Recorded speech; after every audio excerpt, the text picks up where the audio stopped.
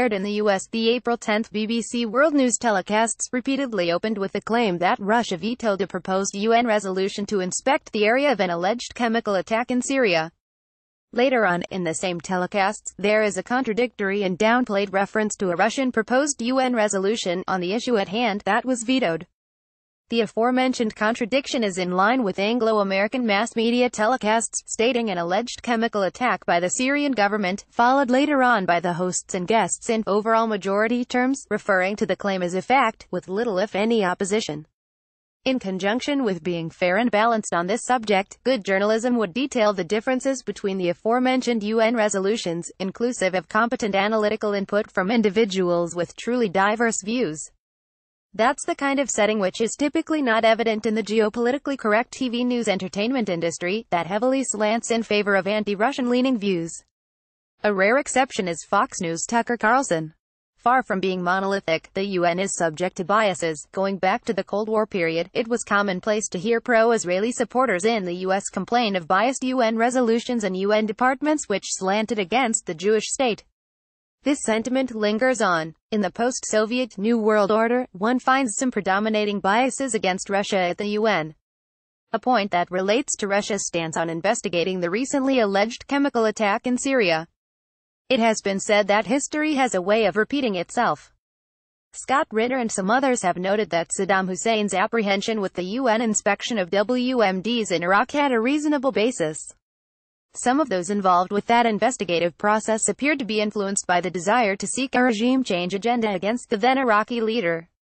Within Anglo-American foreign policy elite circles, this preference was noticeably prevalent back then, inclusive of seeking inspectors with intel ties, who would acquire non-WMD information that could be strategically used to militarily overthrow the Iraqi government. In Syria, the rebels have possessed the capability for initiating a chemical attack, and stage scenes to conform with their agenda. Once again noting, from prior correspondences of mine, the stunt from years ago, with the Kuwaiti diplomat, conjuring up the fake claim, using staged video footage, that Iraqi forces were taking babies off incubators in Kuwait. That incident brings to mind others, like the fake evidence, false claim of Iraq having WMDs, a Brit court finding, saying the Russian government probably poisoned Alexander Litvinenko, never minding his Italian friend, who was arrested for arms smuggling and who was also infected with polonium, along with Litvinenko's ties to anti-Kremlin propagandist Alexander Goldfarb, and the latest suspect claim of Russian government involvement in the poisoning of the Skripals, along with two prior suspect claims that the Syrian government used chemical weapons. The April 10 UN Security Council meeting on the subject of chemical weapons in Syria underscores the differences between Russia and the leading Western powers. On the previous day, the very same body had a lively discussion that, among other things, brought into play the history of Russia, the US and UK. In reply to Nikki Haley's churlish remarks, her Russian UN counterpart Vasily Nebenzia said that Russia didn't seek becoming America's friend. Upon further review, I believe he specifically meant the likes of Haley, as opposed to Americans at large. Nebenzia stated that a true friendship doesn't involve doing whatever the greater power wants, something which Haley has been on clear record for advocating. Regarding this very issue, the UK's UN ambassador, Karen Pierce, noted a close, friendly US-UK relationship. Historically speaking, that hasn't always been the case. Relative to the US, compare the Russian and UK positions during the American Revolution, American War of 1812 and American Civil War. In addition, note the U.S. assistance to Russia during the Crimean War, when the latter fought against Britain, France and the Ottoman Empire. In other instances, Britain, the U.S. and Russia found common cause during two world wars. Russia and Britain were earlier allied against Napoleon. Foreign affairs isn't, at least in many instances, pragmatically gauged in terms of a friend, as clearly favored by the Brit statesman Viscount Palmerston, who said that Britain has interests as opposed to allies, a more mature approach to Haley's simplicity. The likes of Fox News' Brian Kilmeade simplistically say that Russia's strength in Syria is too limited to scare off a definitive US-led strike. Kilmeade downplays what Russia could do with its arsenal not in Syria.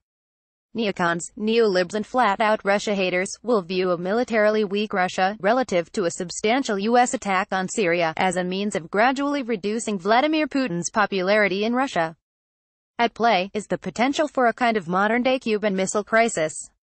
Just before the most recent Trump administration-led bombing of Syria, which included France and the UK, there was reported bluster from Russia's ambassador in Lebanon, something that Western mass media has featured, along with Donald Trump's threatening tweet.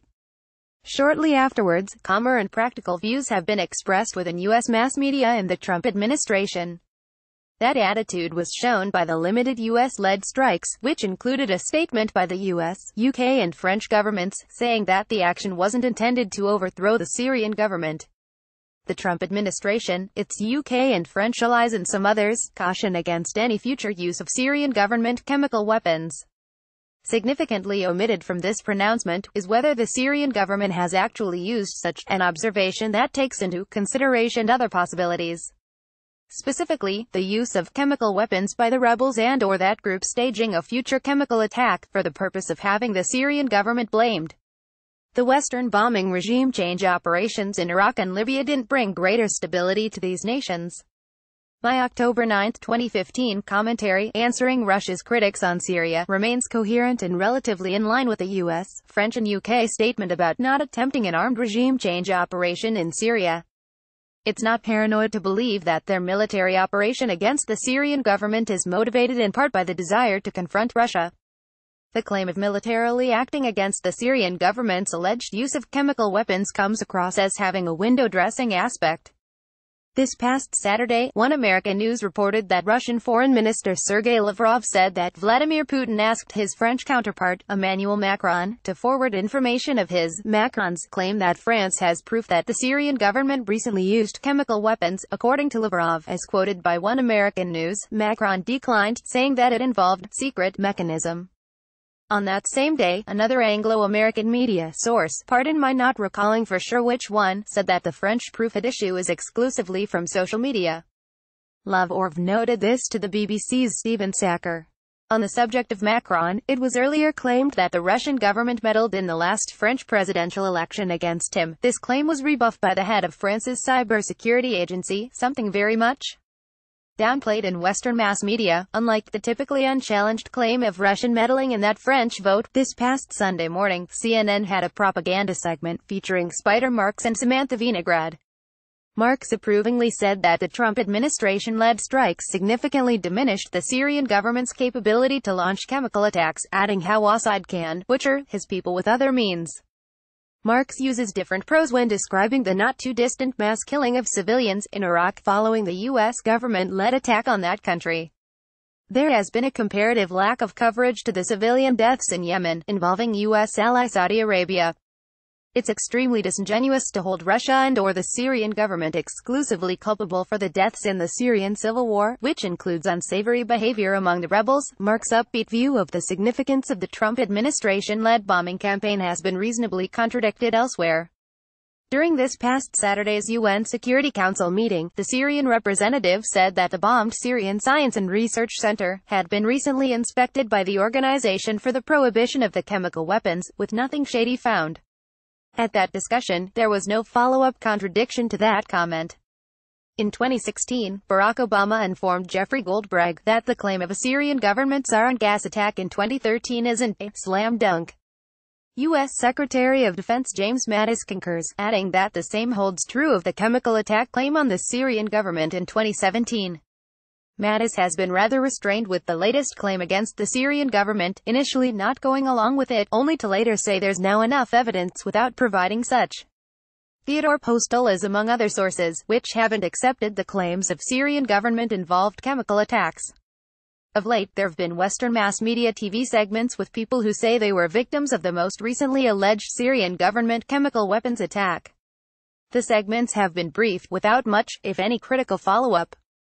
Is it possible for some bombing victims to experience a non-chemical attack, while experiencing some symptoms that are typically evident in a chemical attack? Meantime, Western mass media continues to downplay the charge of phony pro-rebel propaganda.